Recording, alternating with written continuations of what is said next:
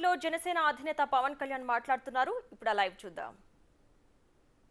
రోజులను కలిచేసింది మీ ఆకాంక్షల కోసం. ఇందాక మాట్లాడుతూ ఉండగా తల్లి ఎకరం ఇచ్చానన్నా, నేను ఉన్న ఎకరం కూడా పోగొట్టుకుని ఆడబిడ్డలను పెంచుకుంటా ఉన్నానంటే ఆ ఆడబిడ్డకి, ఆ అక్కకి, ఆ చెల్లికి నేను మాటిస్తున్నాను. అమ్మ, మేము ఉన్నాం, మీరు ఇచ్చిన ఈ త్యాగం మేము మర్చిపోం. మీకు ఏ ఉద్దేశంగా కోసం అయితే ఇచ్చారో ఆ ఉద్దేశం సంపూర్ణంగా నెరవేర్చేలాగా మేము కృషి చేస్తాం. బంగారు రాజధాని నిర్మించుకుందాం ఇక్కడ. అలాగే మనం ప్రతిసారి నేను ఒక్కటే కోరుకున్నా, ప్రతిసారి అదే సభాముఖంగా కూడా ఈ రోజున అదే మాట చెప్తా ఉన్నాను. ప్రతిసారి మీరు జై అమరావతి అన్నప్పుడల్లా ఒకటి గుర్తుపెట్టుకొని, మీరు ఆంధ్ర కోసం, మీరు 5 కోట్ల మంది ప్రజల కోసం మీరు ఈ రోజున రాజధాని ఇచ్చారు. జై అమరావతితో పాటు జై ఆంధ్ర నినాదాన్ని కూడా మీరు తీసుకెళ్లాల్సింది. ఎందుకంటే మీరు అన్నప్పుడల్లా మీరు ప్రజలకు తెలుస్తూ ఉంటుంది మీరు చేసిన త్యాగాలు. కేవలం జై అమరావతి అంటే ప్రజలకి, 5 కోట్ల మంది ప్రజలకి అర్థం కావట్లా. కేవలం అది అమరావతి సమస్య అనుకుంటారు. ఇది అమరావతి సమస్య కాదు, 5 కోట్ల మంది ప్రజల సమస్య. ఈ రోజున మీకు వచ్చిన కష్టం రేపు పొద్దున్న శ్రీకాకుళం, ఇచ్చాపురంలో వస్తుంది. అటుపోతే మనకి ఇంక్లూడింగ్ కడపలోని పులివెందులో కూడా వస్తుంది. అందుకని ఇది రైతు అని యువజన శ్రామిక రైతు కాంగ్రెస్ అని పెట్టుకున్నారు, కానీ రైతుకి ఏమాత్రం న్యాయం చేయని ఈ వైఎస్ఆర్సీపీ పార్టీ ముందుగా మీకు ద్రోహం చేశారు. భవన నిర్మాణ కార్మికులకి ద్రోహం చేశారు. ఉద్యోగులకి సరైన డిఎస్సి రిక్రూట్మెంట్ ఇవ్వకుండా మనకి డిఎస్సి రిక్రూట్మెంట్ ఇవ్వలేదు. కానిస్టేబుల్స్కి కనీసం సరైన ఉద్యోగ అవకాశాలు లేవు. ఏ విధంగా చూసినా ఉపాధి అవకాశాలు లేవు. వీటన్నిటినీ కలిచివేసింది.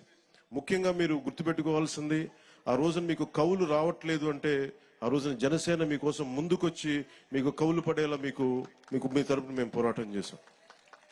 మీకోసం ఆ రోజున కంచెలన్నీ వేస్తే, ఆ రోజున ఆడపడుచులు ఏడ్చి వేదనతోటి ఆ రోజు వస్తే, ముళ్ళ కంచెలు వేస్తే మేము మీకోసం దాటి ముందుకొచ్చాం. ఈ రోజు కూడా అదే.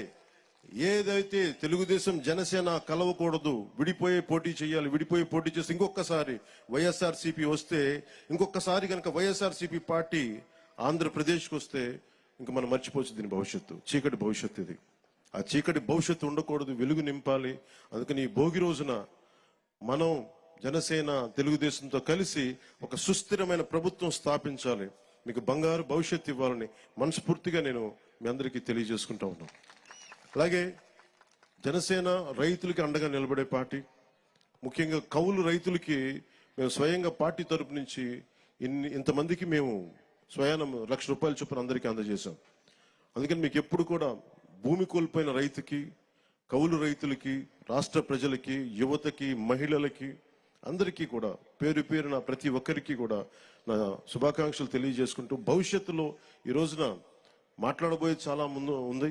అందుకని ప్రత్యేకించి మీ అందరికీ శుభాకాంక్షలు తెలియజేసుకుంటూ, అలాగే అమరావతి వేదిక నుంచి కూడా మన తెలంగాణ ప్రజలందరికీ కూడా నేను సంక్రాంతి శుభాకాంక్షలు తెలియజేసుకుంటా ఉన్నా. తెలుగు ప్రజలు ఎక్కడున్నా, విదేశాల్లో ఉన్నా, కర్ణాటకలో ఉన్నా, తమిళనాడులో ఉన్నా, తెలుగు ప్రజలందరికీ, భారతదేశ ప్రజలందరికీ మన అమరావతి కేంద్రం, మన రాజధాని నుంచి వారందరికీ సంక్రాంతి శుభాకాంక్షలు తెలియజేసుకుంటూ, వచ్చే సంవత్సరం జనసేన తెలుగుదేశం ప్రభుత్వం తోటి అద్భుతంగా మనందరం ఇక్కడ సంక్రాంతి జరుపుకుందామని తెలియజేసుకుంటాం. అందరికీ మనస్ఫూర్తి అభినందనలు తెలియజేసుకుంటూ, ప్రతి ఒక్కరికి పేరు పేరున ధన్యవాదాలు తెలుపుకుంటూ, ఈ సంక్రాంతి మీకు ఇది క్రాంతి, మార్పుతో కూడిన, విప్లవంతో కూడిన సంక్రాంతి. ఇది మీ అందరికీ వెలుగులు నింపాలని, కాంతితో పాటు క్రాంతి కూడా రావాలని మనస్ఫూర్తిగా కోరుకుంటూ సెలవు తీసుకున్నాను. జై ఆంధ్ర, జై భారత్, జై హింద్. ధన్యవాదాలు పవన్ కళ్యాణ్ గారికి.